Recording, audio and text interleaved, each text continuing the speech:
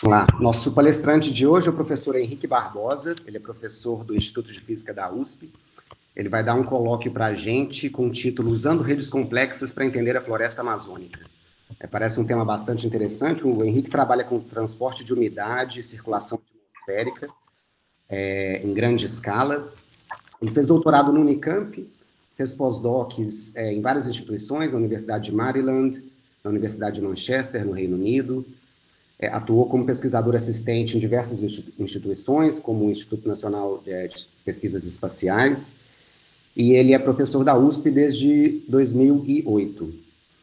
Henrique, é um prazer ter você aqui com a gente, eu agradeço a sua disponibilidade para estar aqui conversando conosco, e eu passo a palavra a você. Muito obrigado por estar aqui. Bom dia a todos, obrigado, Daniel e a UF pelo convite para estar dando esse colóquio aqui hoje no Instituto de Física. Eu preciso só colocar aqui em modo de apresentação.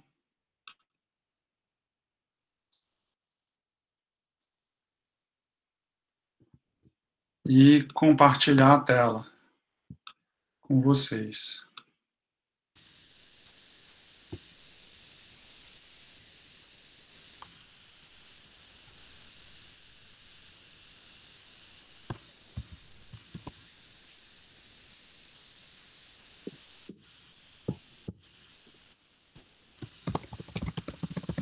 Daniel, vocês estão vendo a tela da apresentação, sem problema?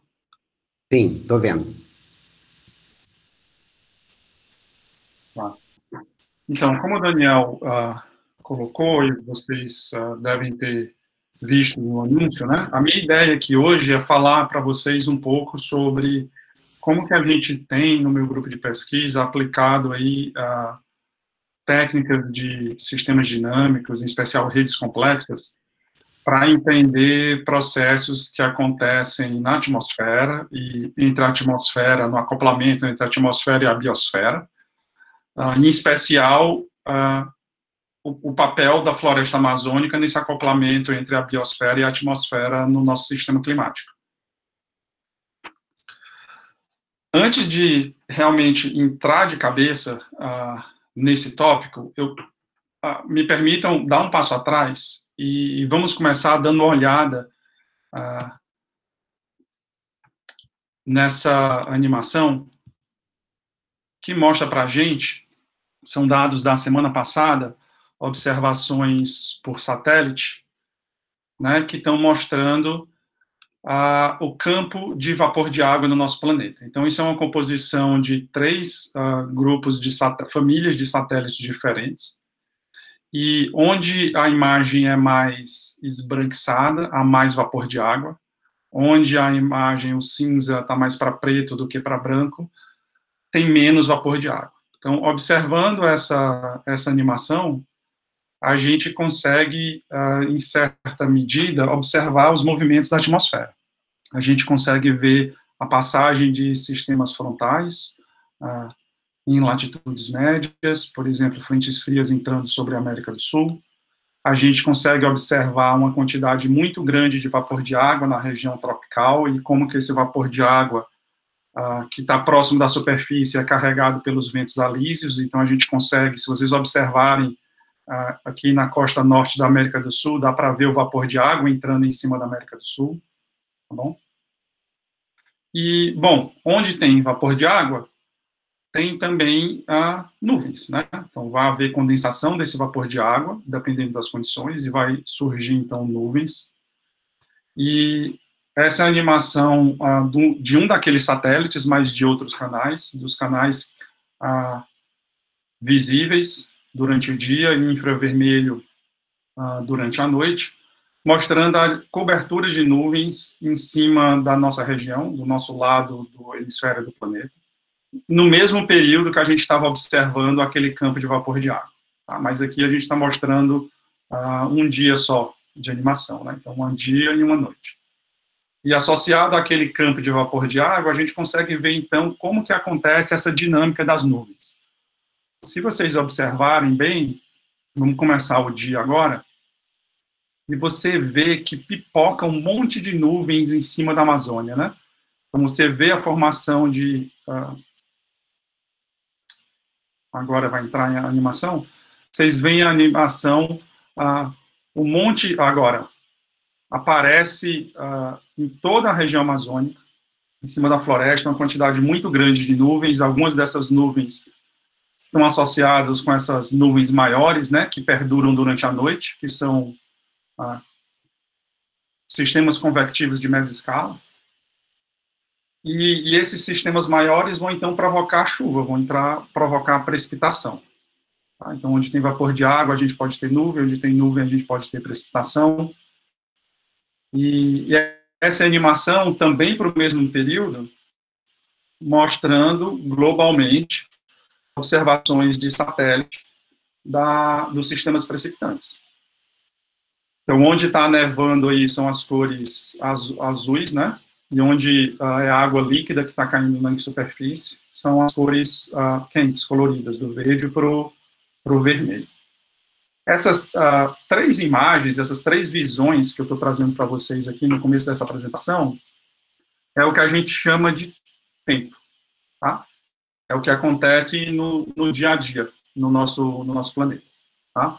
Se a gente fizer uma média disso durante um período grande, esse valor médio, que muda, por definição, de maneira mais lentamente, é uma visão climatológica. Então, exatamente correspondendo àquela mesma imagem anterior, isso são dados de 31 anos de observações, todos os meses do ano colocados junto, então a média de 31 anos, mostrando o campo de chuva em superfície, o campo de precipitação. Os valores aí vão de 0 de chuva sobre as regiões desérticas, praticamente 0 de chuva por dia, até mais de 10 milímetros por dia, em média, ao longo de 31 anos. Bom, quando a gente olha para essa imagem, a gente percebe imediatamente que onde havia mais vapor de água na região tropical chove mais, mas também chove bastante em outras regiões que estão associadas a sistemas meteorológicos em particular. Tá? Uma coisa que a gente nota e chama bastante atenção é o fato de que na América do Sul, nessa região do sudeste do Brasil até o nordeste da Argentina, nós estamos em torno de 30 graus de latitude sul. Essas regiões, 30 graus norte e 30 graus sul, são regiões onde há os grandes desertos do mundo, porque o ar, em média, na atmosfera, está vindo de cima para baixo, né? O ar quente subiu nos trópicos e o ar seco e frio está descendo em cima de 30 graus norte e 30 graus sul. E isso faz, então, você não ter precipitação. Mas não é isso que acontece na América do Sul. Na América do Sul há algo muito diferente, né? Então, há uma quantidade grande de precipitação nessa região, que é a grande produtora de alimentos para todo o continente, né? E o que eu vou argumentar nessa apresentação, então, é que isso ocorre justamente devido a interações entre o clima e a biosfera, entre a biosfera e a atmosfera, e que se deve à distribuição de vegetação na América do Sul, por um lado, e, por outro lado, a presença da Cordilheira dos Andes, né? Então, esses dois fatores principais fazem com que a situação na América do Sul, principalmente naquela região que eu apontei, que a gente chama de subtrópicos, seja diferente, tá? Então, agora sim, vamos olhar de maneira aproximada, em cima da América do Sul, para a gente começar a entender esses processos e o que está acontecendo. Então, essa outra animação está mostrando, através dos movimentos, o vento, e através das cores, o vapor de água. Então, ela nos dá uma ideia do que a gente chama de transporte de vapor de água, né? Ou, como eu coloquei no título do slide, os caminhos através do qual a umidade que está na atmosfera é transportada. Então, está um pouco lento para transmitir o vídeo, mas eu espero que vocês estejam conseguindo ver. A umidade, em última instância, ela sempre se origina do oceano, onde evapora mais do que chove, e o sumidouro dessa umidade atmosférica é o continente, onde chove mais do que evapora, em média. Tá? Então, a gente consegue ver esse transporte vindo do Oceano Atlântico tropical, entrando em cima da Amazônia. E quando isso acontece, se dá um processo bastante interessante, que é o ponto central de toda a apresentação de hoje, que é o que a gente chama de reciclagem de umidade. Então, isso significa que parte dessa vapor de água que veio do oceano para cima da floresta, ele vai cair no chão na forma de chuva, chove bastante na Amazônia, e uma quantidade significativa, dependendo do local que a gente está olhando, às vezes mais de 50%, dessa umidade é evaporada de volta para a atmosfera, e mantendo, então, a atmosfera úmida, e essa umidade na atmosfera está sendo carregada pelos ventos, e esses ventos, então, vão levar essa umidade que veio do oceano e foi reciclada em cima da Amazônia. Eles podem levar essa umidade lá na direção da Argentina ou na direção do sudeste do Brasil, e qualquer direção intermediária entre esses dois limites. E isso depende de algo que eu não vou ter tempo de tocar muito na apresentação hoje, que é a passagem, quando há uma onda de Rossby na atmosfera se propagando, há um modo preferencial dessa atmosfera carregar essa umidade da Amazônia, mais de norte para sul, ou mais em direção ao sudeste da América do Sul. Tá? E esse processo de reciclagem de umidade, a gente entende ele hoje muito bem. Tá? Então, quando a gente pensa em tudo isso que eu estou mostrando para vocês, nos vem de imediato na cabeça a pergunta que é: então, qual que é o papel da Amazônia em manter essa reciclagem e quanto isso é importante para chuvas, por exemplo, na região aqui de Rio e São Paulo, onde a maioria das pessoas nessa apresentação estão nesse momento, né? A gente pode também se perguntar o que vai acontecer com esses processos, com o desmatamento que está acontecendo no momento, e com a mudança climática, que também está acontecendo nesse momento.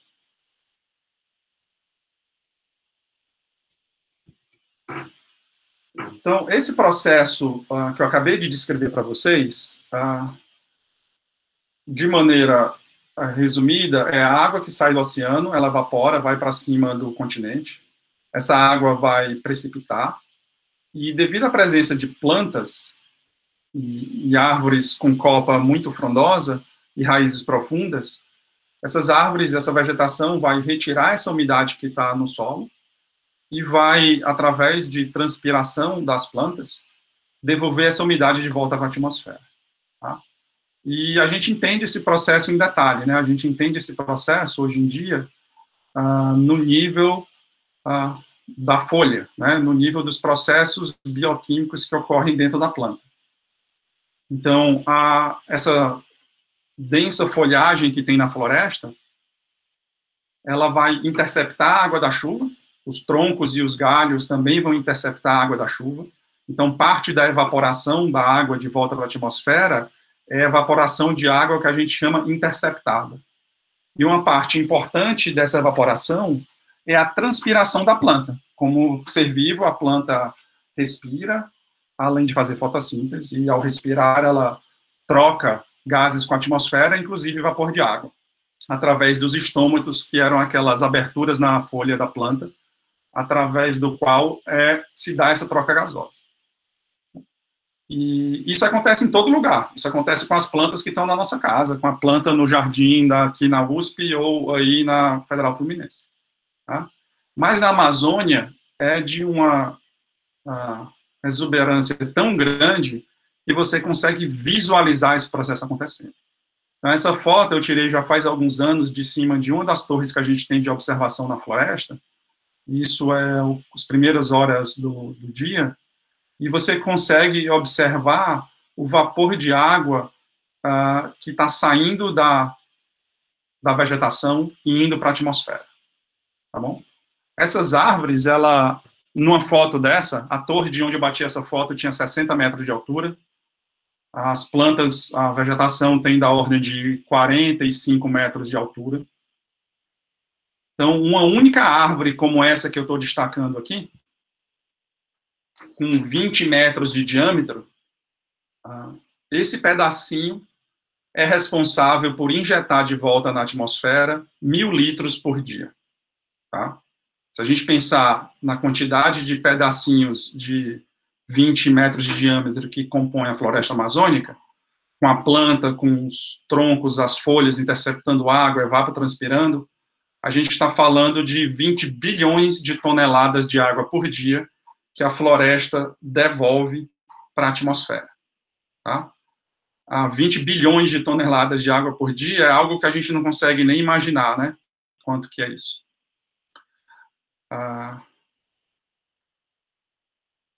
Isso é da ordem de grandeza da vazão do rio Amazonas, tá bom? Então, uma das maneiras que a gente entende esse processo na atmosfera e para onde que vai o vapor de água, e se a floresta amazônica é importante ou não para esse transporte de vapor de água, é através, por exemplo, de mapas de correlação. Então, essa animação está mostrando em cores a chuva e as flechinhas estão mostrando o transporte de umidade. É basicamente o produto do vetor vento pelo campo escalar, que é umidade específica, tá? Então, onde a flechinha tem tamanho 0, ela não está desenhada, e ou não tem vapor de água ali, ou o vento não existe, né? Então, eu quero saber se quando esse vento, quando esse transporte de umidade está mandando água em direção ao sul da América do Sul, se chove mais ou não, tá? Então, vamos considerar quanto de água é transportada através dessa linha horizontal que está desenhada aí em 12 graus sul, tá? São 5 gigatoneladas por dia que vem de água da Amazônia, do oceano, reciclado em cima da Amazônia, e em direção à região sul da América do Sul. São algo como 2 milhões de piscinas olímpicas por dia que são transportados, como eu destaquei, então, vindos do oceano e da floresta.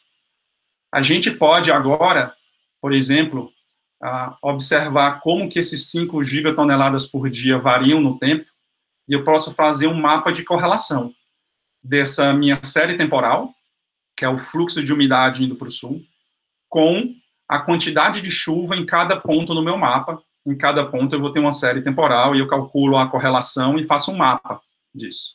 Tá? E é justamente isso que está mostrado nessa figura. Então, toda vez que a gente tem mais umidade indo para o sul, a gente tem uma correlação significativa de aumento de chuva nessa região mais ao sul. Tá? Então, isso é uma maneira, digamos, mais tradicional e que climatologistas e meteorologistas, em geral, utilizam. Tá? O que a gente começou a se perguntar na física, então, foi, será que a gente podia olhar isso de uma maneira diferente? De uma maneira usando as ferramentas que a gente está acostumado? Tá? Uma das coisas, para mim, em particular, que eu gostaria de fazer é não ter que escolher uma linha específica, não ter que escolher um ponto específico para calcular quanto de água está indo numa certa direção.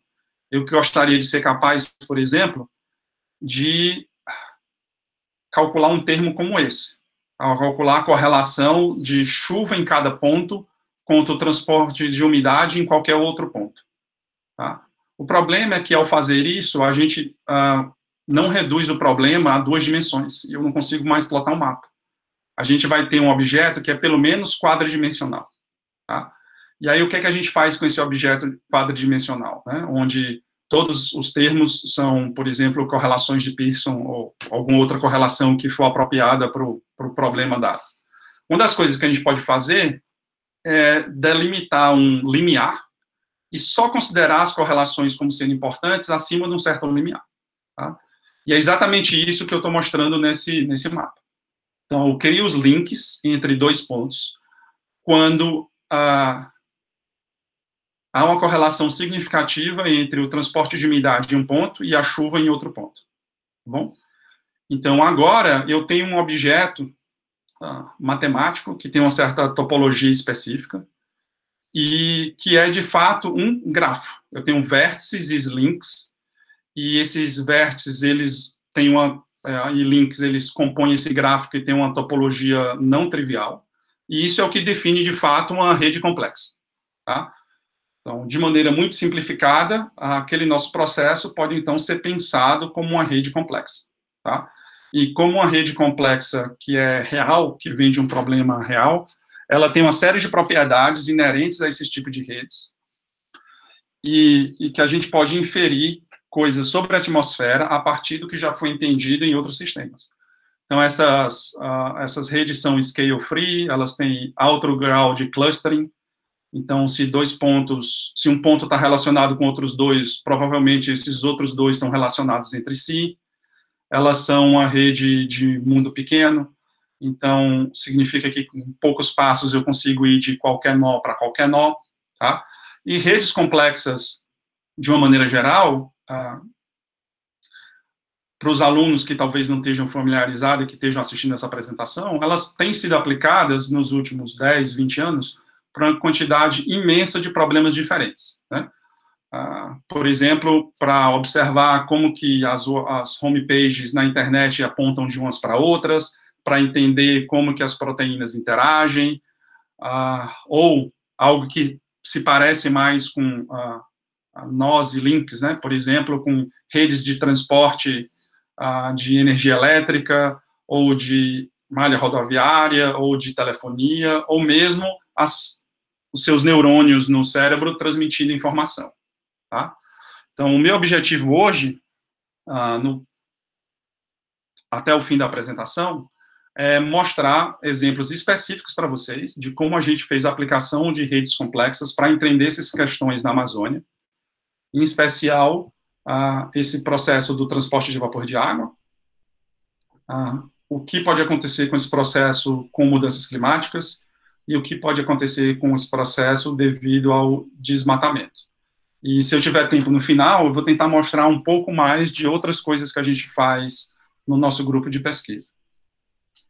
Então, primeiro ponto, transporte de umidade da Amazônia, tá? A grande questão aqui científica é a gente saber qual que é a importância da floresta amazônica para chuvas, por exemplo, na Bacia do Prata ou na região sudeste e sul do Brasil, tá?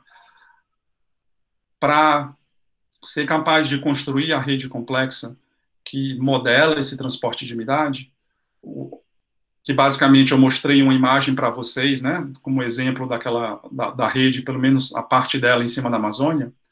O que a gente fez foi utilizar um modelo lagrangiano de transporte de dinâmicas de fluidos para transportar o vapor de água na atmosfera. Então, essa é uma simulação de baixa resolução.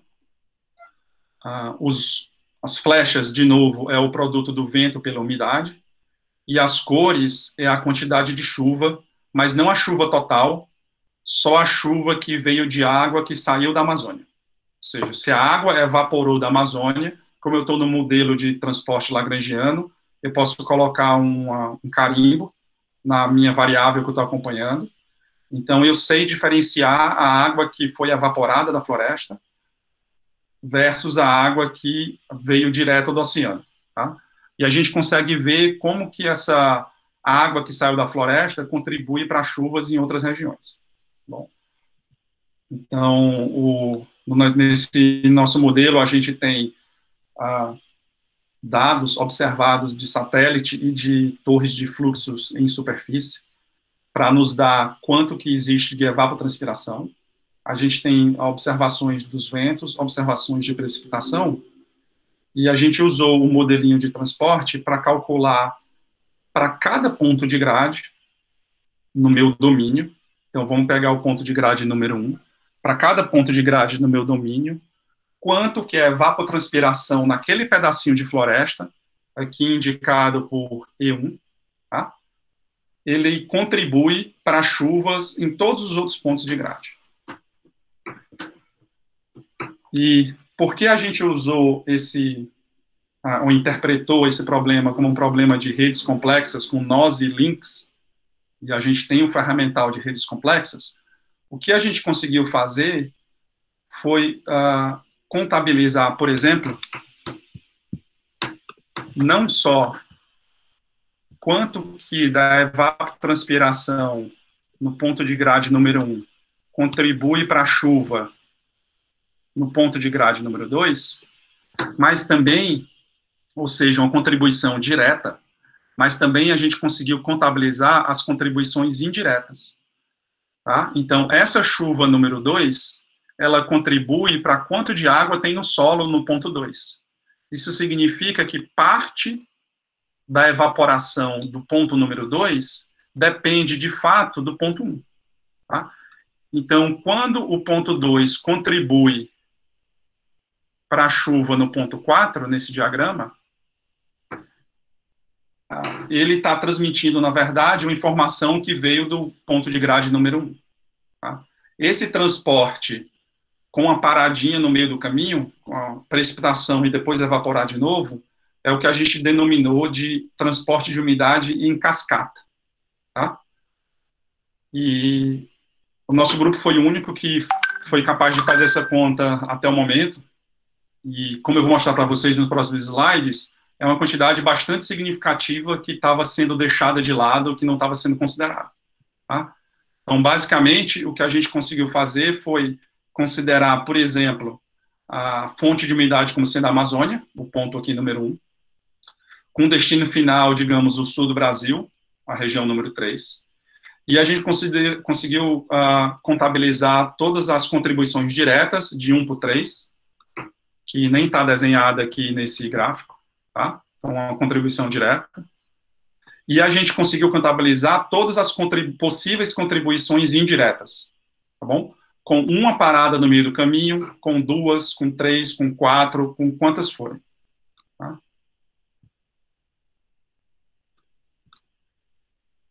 E, como eu falei, o mais importante é quando a gente tem 2 nós, tá bom? Então, isso contabiliza 45% do transporte de umidade, na escala na vertical do gráfico de barras em cores azuis. Isso significa que 55% do transporte se deve, na verdade, a transporte com 1 ou mais paradas intermediárias. Tá? Então, era algo que não era levado em consideração pelos estudos anteriores, né? Todo esse transporte aqui, na hora de você contabilizar quanto de água saiu da Amazônia e contribuiu para a chuva no sudeste do Brasil, por exemplo, tudo isso era desconsiderado em estudos anteriores. Então, deixa eu mostrar isso em números para vocês, né? Isso, de fato, quanto que significa.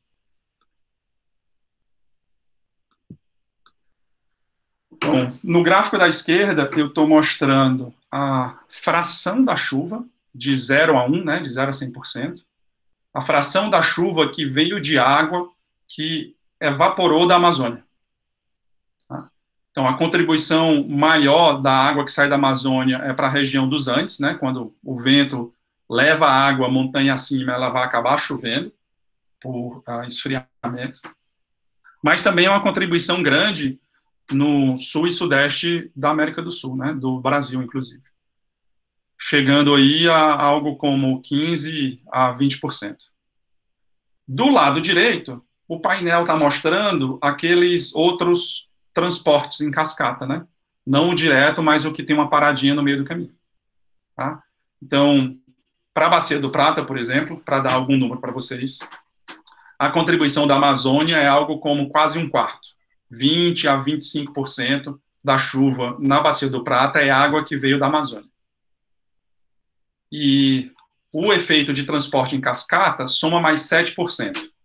Então, em vez de ser 20 a 24, vai ser algo como 27 a 32.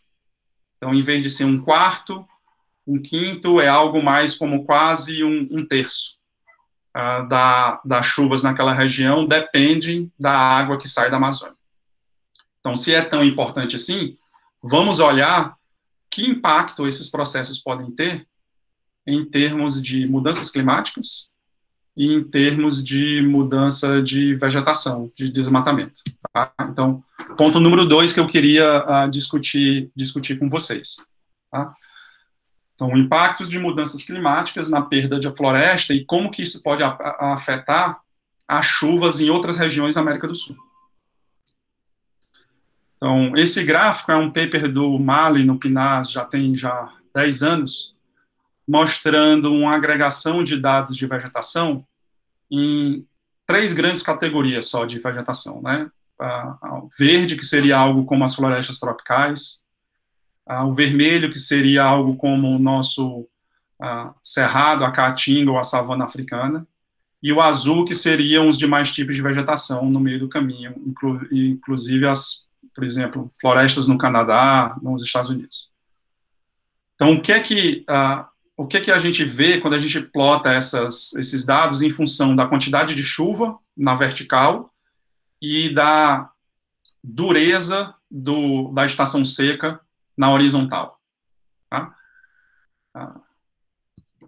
O que deve acontecer com mudanças climáticas na região da Amazônia, que indicam a maioria dos modelos, é uma redução na taxa de precipitação, que se dá principalmente através de menos chuva durante a estação seca. Ou seja, durante a estação seca, as plantas passam a sofrer um estresse hídrico maior do que sofriam antes. O que a gente fez, então, foi utilizar esse resultado e a gente calculou, a partir dessa distribuição de vegetação nesse gráfico, a gente calculou uma probabilidade de um determinado pedacinho que a gente está observando para uma certa estação seca e para uma certa média anual de chuva, qual a probabilidade dele ser uma floresta tropical úmida, tá? Então, a gente calculou esse mapa que vai desde 0% de probabilidade, se for muito seco e durante a estação seca e chover muito pouco durante o ano, até 100% de certeza que a gente vai ter uma floresta tropical úmida, se chover muito e se não tiver déficit hídrico durante a estação seca. Tá? Então, com esse esquema probabilístico da gente ter ou não ter uma floresta tropical, a gente utilizou o mesmo modelo que eu já descrevi para vocês, de transporte de vapor de água, mas agora permitindo que o pedacinho, o meu ponto de grade do meu modelo, mude de estado, que ele possa existir ou no estado de cerrado ou no estado de floresta tropical úmida de Amazônia, tá? E a gente simulou, então, o efeito de mudanças climáticas, reduzindo a quantidade de entrada de vapor de água do oceano em cima do nosso continente. O que acontece agora que eu já expliquei para vocês esse processo? Vocês podem imaginar que, por exemplo, se essa redução for significativa, pode ser que esse primeiro ponto aqui, caia fora do regime que é necessário ter para ele se sustentar como uma floresta tropical úmida. Tá? Eu não contei para vocês ainda, mas cada tipo de vegetação ele vai evapotranspirar de uma maneira diferente. Então, uma floresta tropical úmida como a Amazônia, aquela árvore de 20 metros devolve 1.000 litros por dia. Se eu tiver numa região como o Cerrado, a Caatinga, ou uma pastagem, essa quantidade é muito menor. Tá? Então, na hora que um pedaço da floresta deixa de ser floresta, isso vai afetar o transporte de umidade vento abaixo. Tá bom? E pode ser que o próximo ponto de grade, o próximo pedacinho de floresta, deixe de ser floresta e passe a ser savana. Tá? Então, a gente fez essas simulações com o clima presente e mostrou que a gente obtinha a distribuição observada de vegetação. E depois a gente fez 2 simulações onde a gente reduziu a entrada de vapor de água do oceano. Tá bom?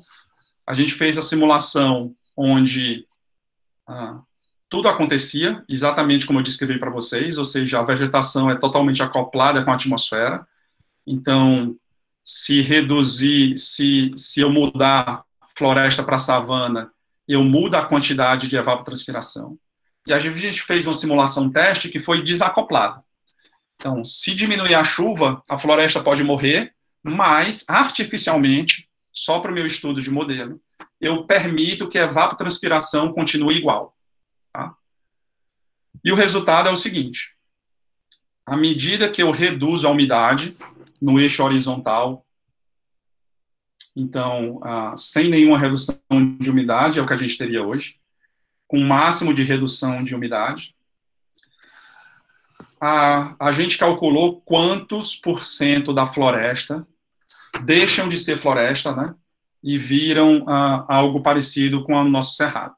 Então, a gente começa aí com 90 e poucos por cento de cobertura vegetal, e à medida que a gente vai reduzindo a entrada de umidade, mais e mais floresta vai se convertendo sozinha, por falta de chuva, vai se convertendo ao cerrado. Tá?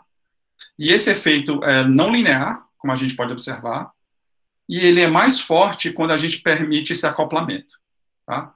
Então, o fato de que existe um acoplamento entre a biosfera e a atmosfera faz com que o efeito da perda de floresta seja ainda mais forte do que simplesmente o de mudanças climáticas. Porque quando você perde uma parte da floresta, o resto da floresta sente aquilo que foi perdido. Tá? Então, esse gráfico resume tudo em única curva, mas é interessante a gente olhar onde que isso está localizado, ou seja, que pedaço da floresta que a gente realmente está perdendo. Então, isso é um modelo estatístico, algo que se parece com o que a gente está acostumado a fazer em física e em sistemas dinâmicos. Então, a gente teve que fazer milhares de simulações, mudando um pouco as condições iniciais, mudando um pouco os limites para a floresta transitar de tropical úmida para cerrado, tá? E a gente observou o que é que acontecia na média. Então, o que eu vou mostrar para vocês aqui é a probabilidade de shift, ou de, como a gente chama na literatura da área, de savanização da Amazônia. Um pedaço da floresta amazônica se torna algo mais parecido com a savana. Tá? Então, o gráfico do lado esquerdo, em cores acinzentadas e pretas, indicam os pontos de grade no nosso modelo, em todas as 1000 simulações que a gente realizou, quantos por cento das vezes a gente teve essa transição de floresta tropical úmida para cerrado. Tá? Então, as cores mais escuras, a gente sempre teve. Tá? Então, essa região aqui, todas as vezes ela fez a transição. E quanto que tem outras regiões aqui, por exemplo, que só 10% das nossas simulações aconteceu essa transição. Tá? Os pontos que estão destacados aqui do lado de fora, eles pertencem ao bioma Amazonas, mas ou eles não são floresta tropical úmida, eles já são a floresta tropical de transição, ou eles já tinham sido desmatados nessa data inicial que a gente fez as simulações. Tá? Qual que é o efeito do acoplamento, daquele transporte de umidade em cascata, ou seja, quanto dessa probabilidade de savanização é devido ao transporte em cascata? É isso que está mostrado do lado direito. Tá? Então, esses pontos aqui, por exemplo, que eu vou destacar agora, eles podem ser savanizados. Tem uma probabilidade baixa disso acontecer, baixa entre aspas, aí uns 20%, mas toda essa probabilidade, ela vem do efeito em cascata. Tá? Ela vem de outros pedaços da floresta morrerem primeiro, e isso tem uma consequência vento abaixo com transporte de umidade. E a gente observa também que nessa outra região da Amazônia, que ela parece ser bastante estável. Né? Isso concorda com outros estudos publicados na literatura. O problema com essa probabilidade de transição está exatamente na borda da floresta amazônica, é que é justamente a borda da floresta amazônica que está mais em perigo. Tá? Então, esse é um mapa já desatualizado de 4 anos atrás, mostrando em vermelho as áreas de floresta amazônica que já foram desmatadas. Tá? E é exatamente no entorno dessas áreas que estão aquelas que vão sofrer mais com a redução de chuvas devido a mudanças climáticas. Então, os dois processos, mudanças climáticas e desmatamento, eles estão acontecendo ao mesmo tempo e eles estão afetando praticamente a mesma região. Tá? Então, isso nos deixa mais preocupados com a questão. Tá? O último ponto que eu queria discutir para vocês era, então, qual que é o impacto do desmatamento. Tá? O que acontece se agora a gente desmatar a floresta? Tá? Nesse caso, a gente desenhou um modelo ainda mais simples. Então, a gente fez um sistema dinâmico unidimensional, tá? Onde a gente procurou descrever a linha média de transporte de umidade da Amazônia, vindo lá do oceano, lá entrando em Belém, até onde esse transporte de umidade chega. Tá? Então, essas caixinhas que estão delineadas em branco e numeradas de 1 até a 100, só a primeira e a última tem um número, foi o transporte de umidade que a gente considerou. E aí a gente escreveu duas equações dinâmicas para esse sistema, uma para a quantidade de água que tem na atmosfera, tá? Então, uma para a quantidade de água que tem na atmosfera, no instante de tempo tem mais um. Ele depende de quê? De quanto de água você tinha. Se tem evaporação, aumenta a quantidade de água. Se chove, diminui. Tá? E a mesma coisa para o solo. Tá bom? Então, a quantidade de água que tem no solo depende de quanto tinha antes. A quantidade de água no solo aumenta se choveu, diminui se evaporou, e diminui se tem escoamento superficial para os rios. Né? A água que é perdida direto para o rio, em vez de infiltrar no solo. Para a atmosfera, o termo importante, por que eu quero destacar para vocês, é esse termo de acoplamento dinâmico. A gente disse que, dependendo da quantidade de água, não só no ponto de grade, mas também num ponto de grade anterior, e no vento, nesse ponto de grade anterior, vai determinar a convergência de umidade. Então, esse termo está basicamente dizendo para a gente se tem vento trazendo umidade dos lados para o ponto onde vai chover, ou se os ventos estão ainda mais secando aquele ponto que eu estou observando. Tá? Então, tem um modelinho simples de implementar. A gente rodou esse modelinho até o equilíbrio, e a gente mostrou que a gente obtinha a distribuição de umidade no solo, umidade na atmosfera, distribuição de ventos e precipitação, etc. Tá?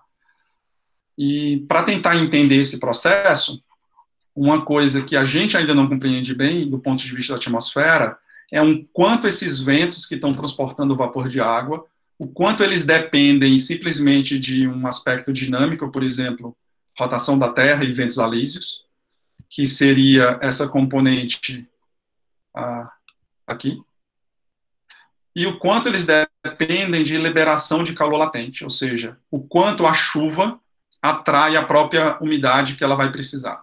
Tá? Então, o nosso vento é um balanço desses dois, e tem um termo de acoplamento entre eles, tá? Que é esse termo WC, que é equação demais para a gente se deter agora, mas eu já vou explicar como que isso entrou nos nossos resultados. Tá bom? O que a gente fez, então? Rodamos o modelo até o equilíbrio e desmatamos o primeiro ponto de grade. Tá? Rodamos até obter o equilíbrio, desmatamos o segundo ponto de grade. Rodamos até o equilíbrio, desmatamos o terceiro ponto de grade e assim por diante, até desmatar completo. Tá bom? E aí eu quero mostrar para vocês o que aconteceu com a chuva aqui no final. Tá? Lembra, a chuva ela deve depender do transporte de umidade. Então, a gente está olhando ela lá no final, que vai ser a região que vai ser mais afetada pelo esse efeito em cascata. Então, o que aconteceu? Por um certo...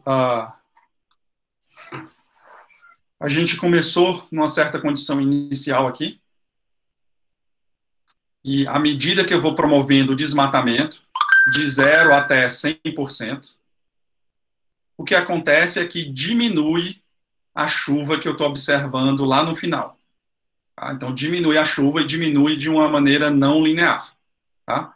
O quanto diminui depende bastante, como está mostrado nas várias cores, nas 4 curvas que tem nesse gráfico, depende de quanto que a floresta que foi trocada, né? Então, se eu troquei floresta por pastagem, ela vai ter uma certa quantidade de devolução de água para a atmosfera.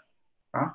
Então, a curva azul é o seguinte, eu troco a floresta por pastagem, mas eu digo que a pastagem ela é tão eficiente quanto a floresta em devolver água para a atmosfera. Então, não muda a chuva, né? Eu posso trocar a pastagem por floresta, se ela devolve água para a atmosfera do mesmo jeito, não muda a chuva, e é isso que está mostrando na curva azul. Só que isso não é realista. A gente tem medidas de torre de fluxos em fazendas controladas, fazendo balanço de água no solo, inclusive. Ou seja, pegando 1 metro cúbico de água, 1 metro cúbico de solo e realmente retirando a água que está lá dentro e calculando quanto tem de água. Então, a gente sabe que vai evapotranspirar menos a nova vegetação. Tá? Em todos eles, você tem esse efeito não linear. Ele é mais forte quando você devolve menos água para a atmosfera. Tá? E parece haver um limiar aqui, em torno de 25% a 40% de desmatamento, onde há uma mudança no comportamento, né? Onde há essa mudança forte no comportamento. Tá? Então, à medida que eu desmato, o que o meu gráfico fez foi isso aqui, ó. Ele veio até aqui, veio até aqui. Tá?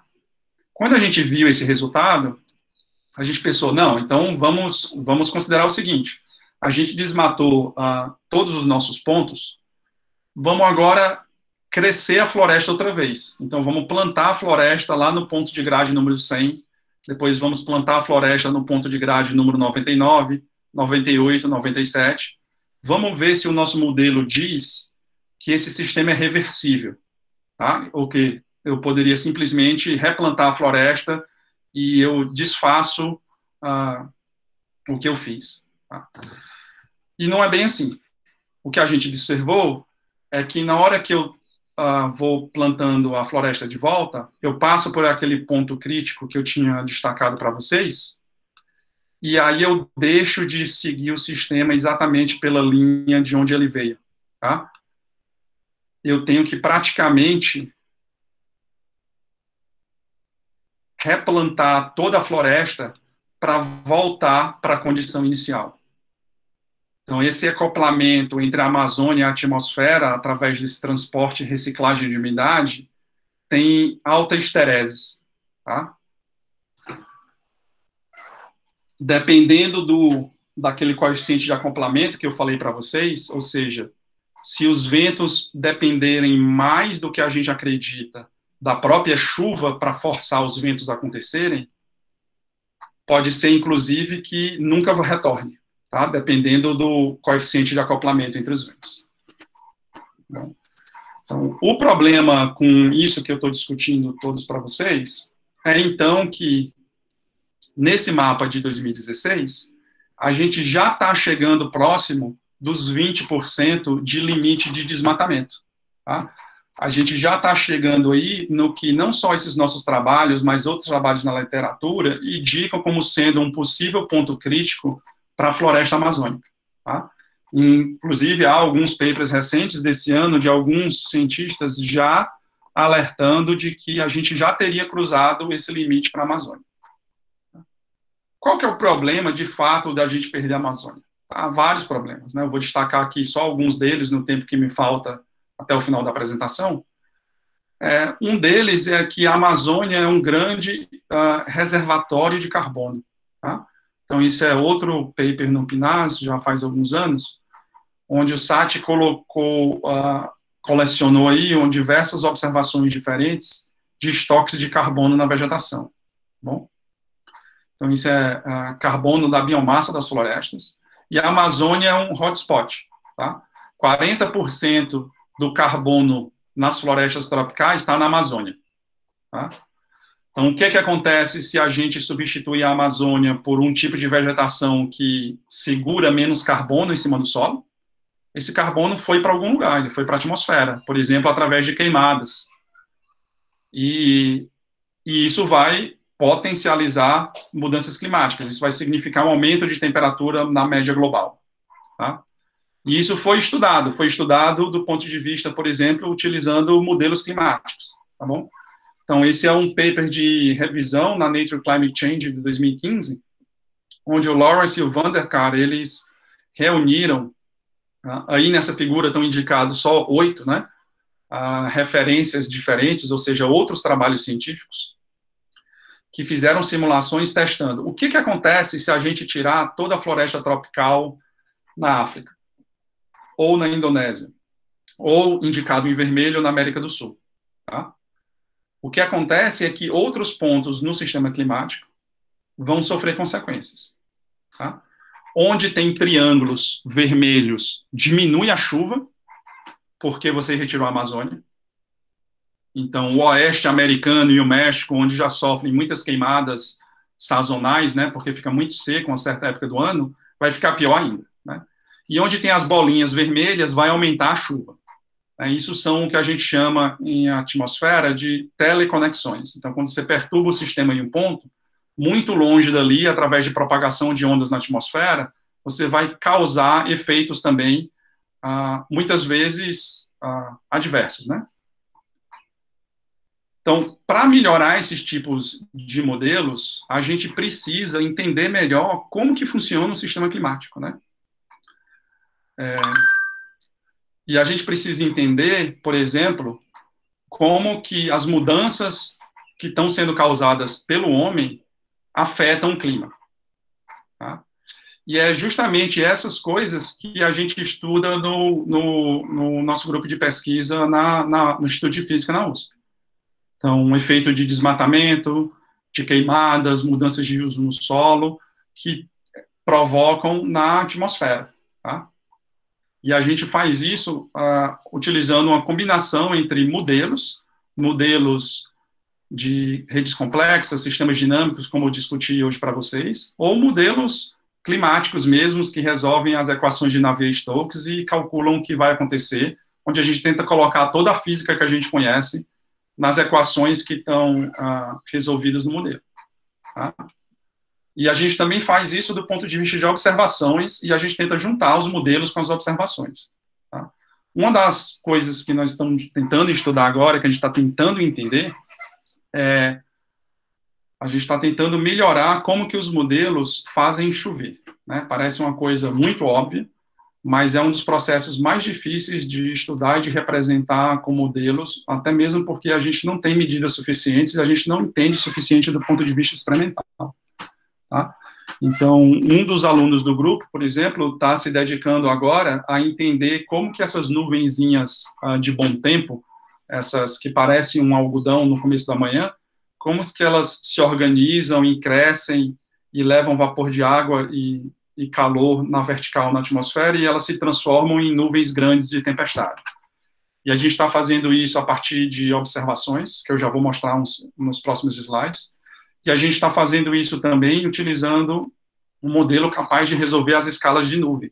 Então, a gente resolve as equações de Navier-Stokes no modelo, mas numa escala onde eu resolvo praticamente toda a turbulência, e eu não preciso parametrizar os efeitos da turbulência, pelo menos aqueles efeitos da turbulência mais importantes para as nuvens. Então, são simulações aí com 100, 200 metros de resolução espacial. Tá? E as observações, a gente usa plataformas lá na floresta amazônica. Então, uma dessas plataformas, que é o nosso carro-chefe hoje em dia, é a Torre Alta, o Observatório da Torre Alta da Amazônia, o Torre ATO, como a gente chama, a Amazon Total Observatory. Então, isso é um consórcio entre o governo brasileiro e o governo alemão, na verdade, entre cientistas que convenceram os respectivos governos, a construir uma torre na Amazônia para observação de todos esses processos que a gente discutiu aqui e muitos outros. Tá? Então, essa torre tem 325 metros de altura, ela é 5 metros mais alta que a Torre Eiffel, e ela é tão alta assim, porque o objetivo é que uma medida que a gente faz aqui em cima, ela vai estar fazendo a média de uma área muito grande de floresta. Então, se eu medir aqui em cima, por exemplo, qual que é o fluxo de CO2, eu vou saber dizer se a floresta, numa área muito grande, está perdendo CO2 para a atmosfera, ou se a floresta está ficando mais verde, está incorporando o excesso de CO2 que o homem colocou na atmosfera e está nos ajudando a combater a mudança climática. Tá?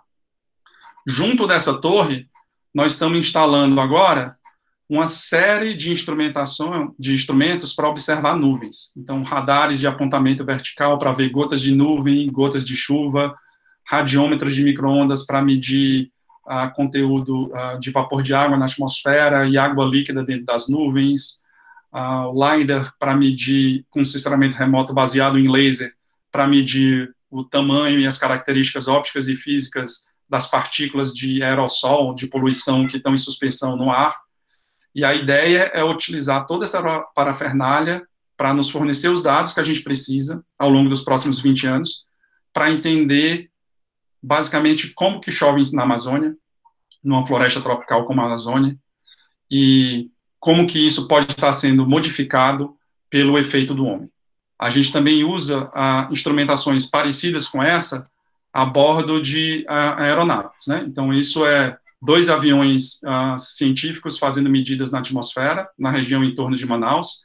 Isso foi uma campanha já faz alguns anos, em 2014, que a gente realizou, e a gente deveria ter realizado mais um agora esse ano, mas pela pandemia acabou ficando para o ano que vem. Um outro tipo de instrumentação que a gente utiliza é sensores a bordo de satélite.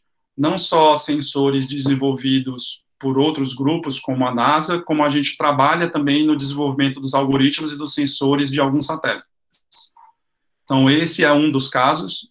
Esse é um satélite desenvolvido por um brasileiro que está na Universidade de Maryland e com quem a gente colabora.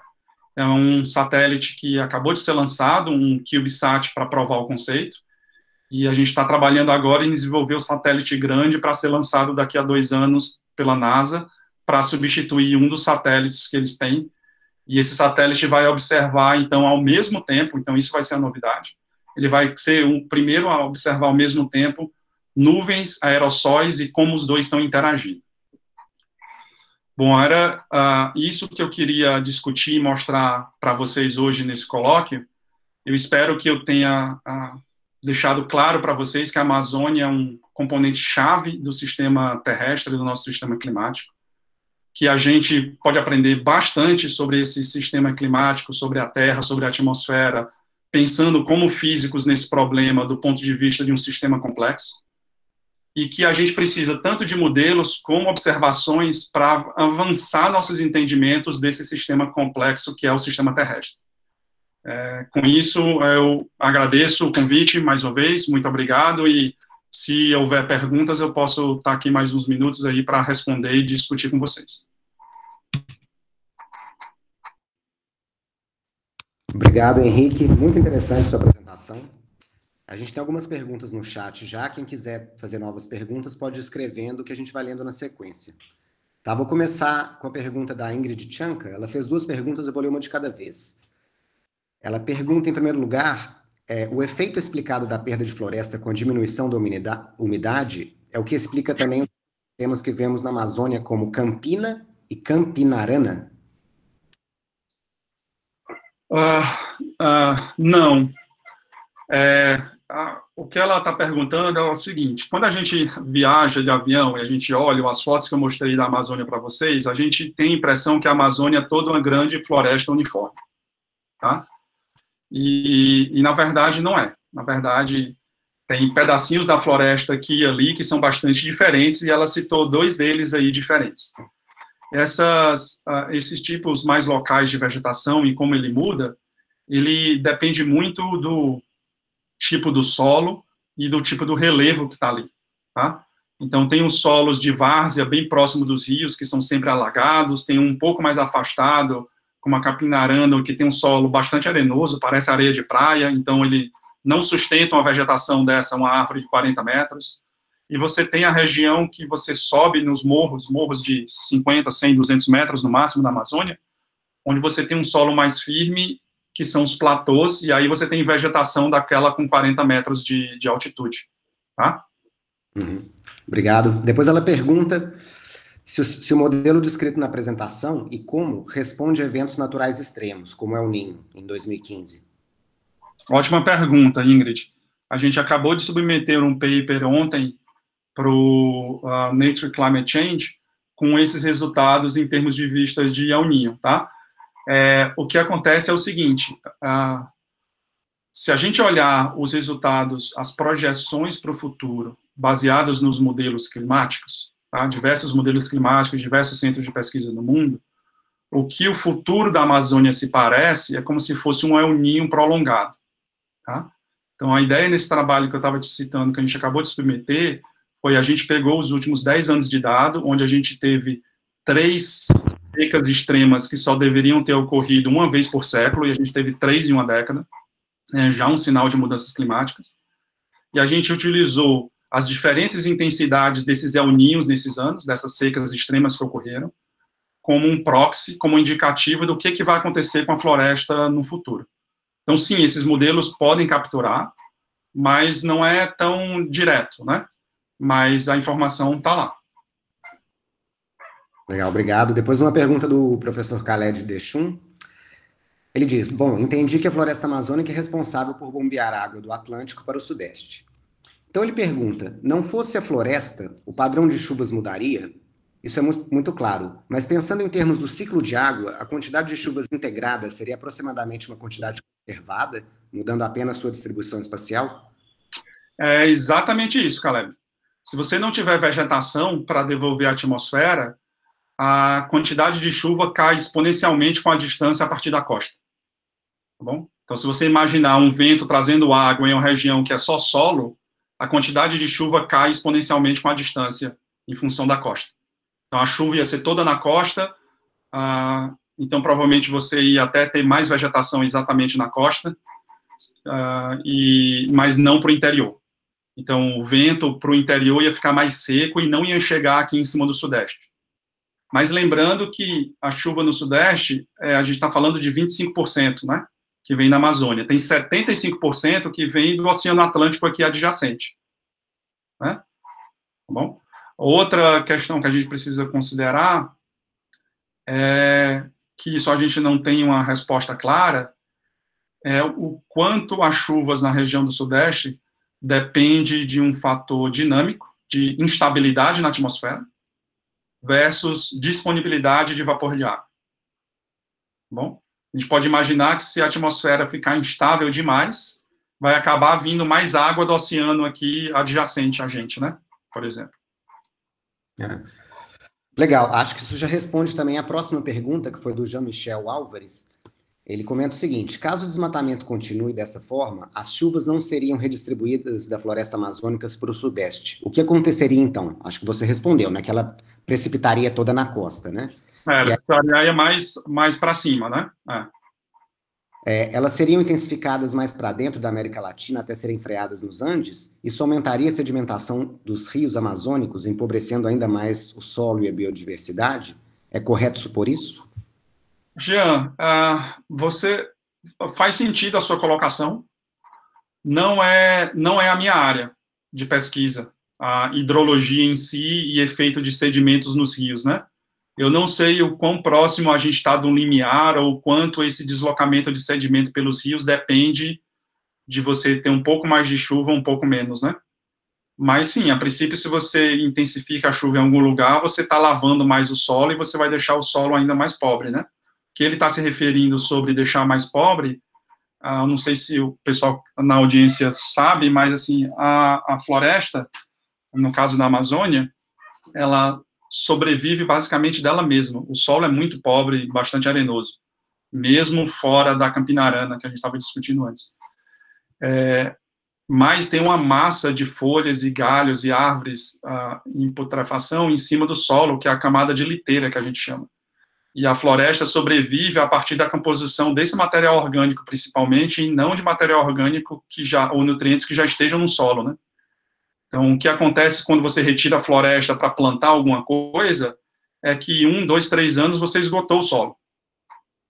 Tá? Porque não tem mais aquela vegetação exuberante em cima para manter uma liteira que está se decompondo continuamente e recuperando o solo, né?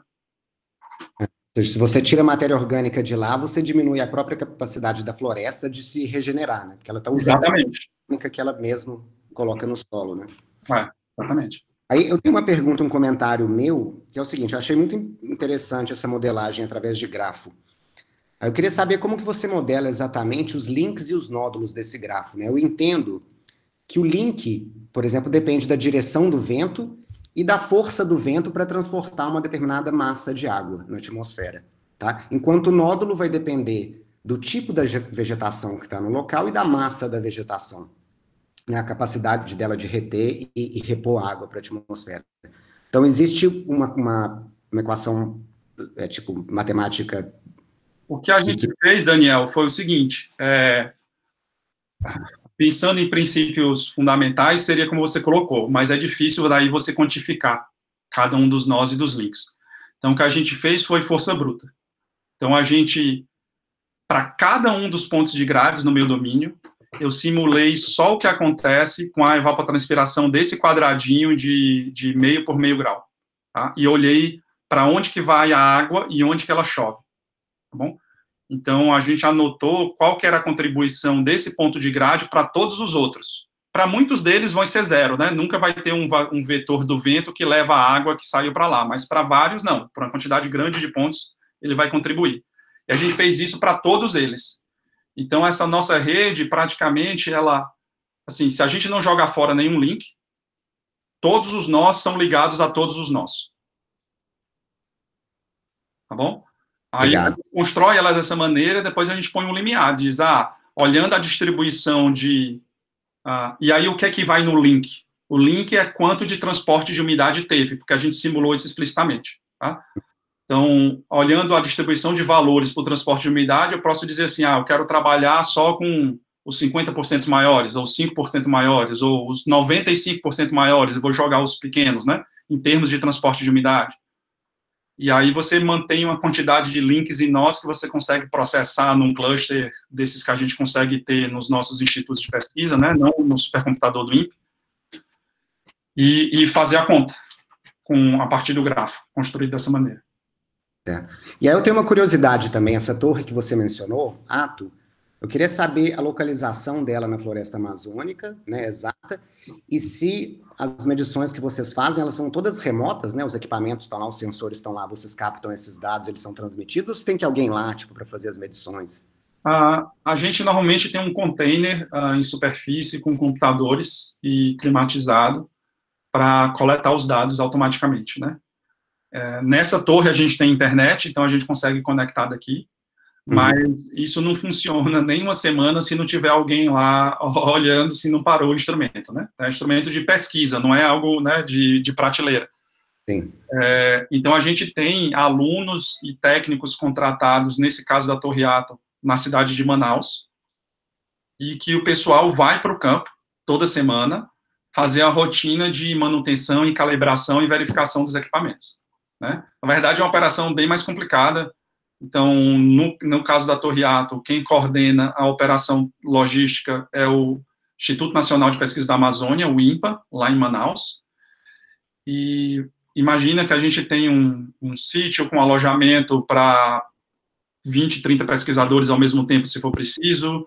Então, tem que cozinheiro, tem que tudo, né, que você imaginar. Tem que levar óleo diesel para a caminhonete, tem que...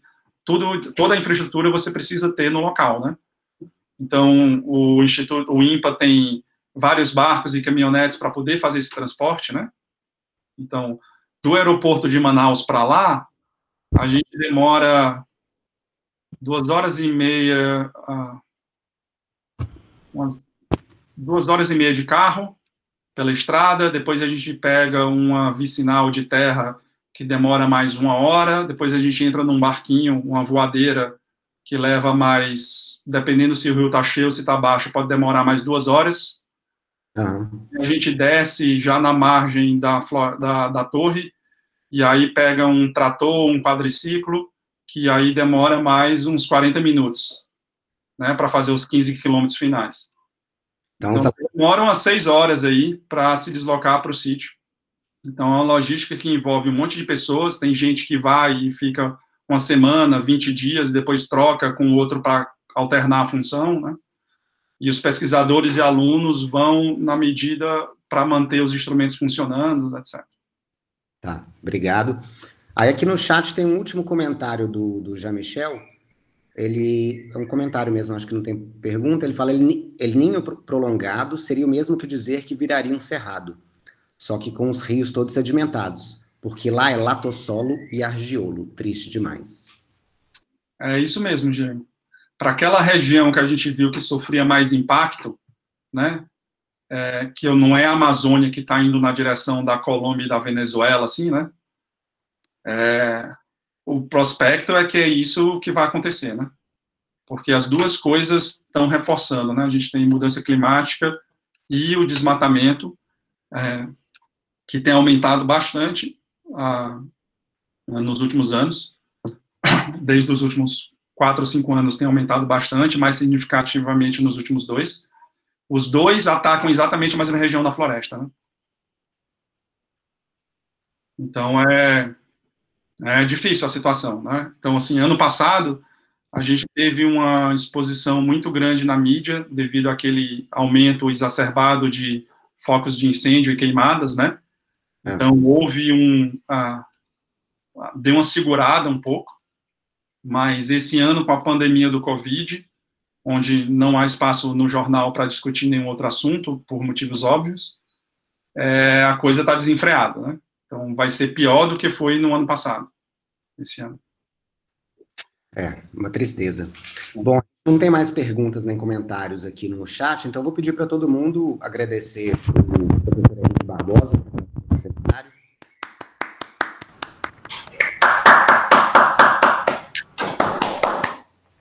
Podem deixar comentários e agradecimentos no chat, eu vou passar para você, Henrique, depois, se você quiser dar uma olhada, e manda o link também do vídeo que a gente vai postar no YouTube. Tá? Muito obrigado. Obrigado a vocês pelo convite e estamos à disposição quando precisarem. Se alguém quiser entrar em contato depois, é só mandar um e-mail, tá bom? Tá ótimo. Então, até mais, Daniel. Obrigado. Até mais, obrigado. Bom dia.